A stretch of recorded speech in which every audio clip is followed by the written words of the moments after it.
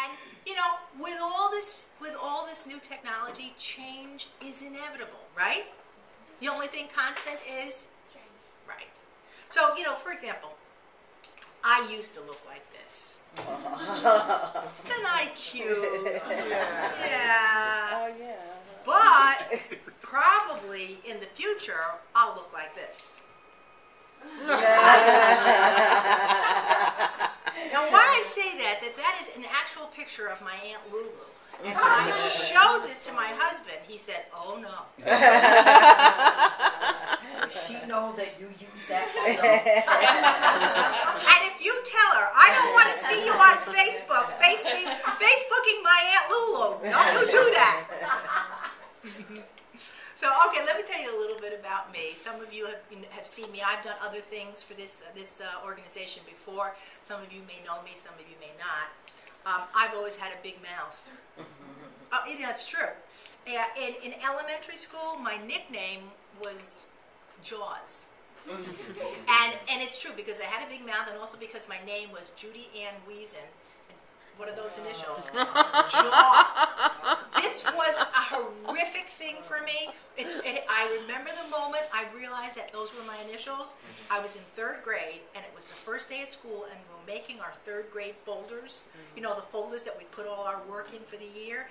And the teacher said, "Put your initials on," and I go, not thinking it's spelling jaw, right? And then, of course, Johnny, in front of me when I had to pass the folder, he said, "Ha ha ha, you're Jaws." That stuck. Of course, it stuck because I've always been loud. And in high school, I was voted the girl most likely to deafen someone. So, the first time that I whispered sweet nothings in my husband's ear, I broke his eardrum.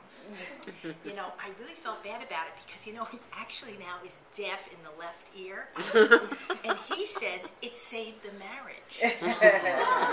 Every time I talk to him, he goes, "What?" My mother was a character, She really had her own definition of nutrition. Her definition of nutrition was the 3 basic food groups. Does anybody know what the 3 basic food groups are? All right, I'll help you with it. Okay. Number 1, coffee. Number 2, Danish. Number 3, cigarettes. This is all my mother ever ate and all she ever drank. Coffee, Danish, and cigarettes. Okay, now, my mother, the cook, all right, she did not like to cook. All right, and if you remember back years ago, if you talk to your grandmother, there weren't a lot of convenience foods for moms the way there are now, right? So it was harder to put dinner together. Typically, our dinner consisted of a hot dog and rice-a-roni.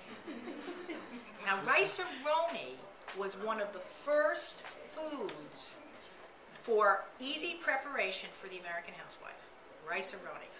And do you remember the song? Remember the song? How many people still are eating rice-a-roni? Show of hands.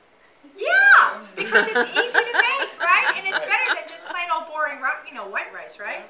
And that song is so... I thought, in honor of Administrative Professionals Day, we could sing the song together. Okay?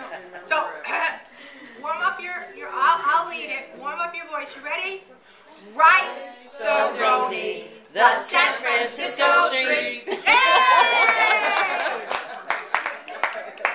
I'll tell you something. It wasn't until I went to college that I realized we didn't live in San Francisco.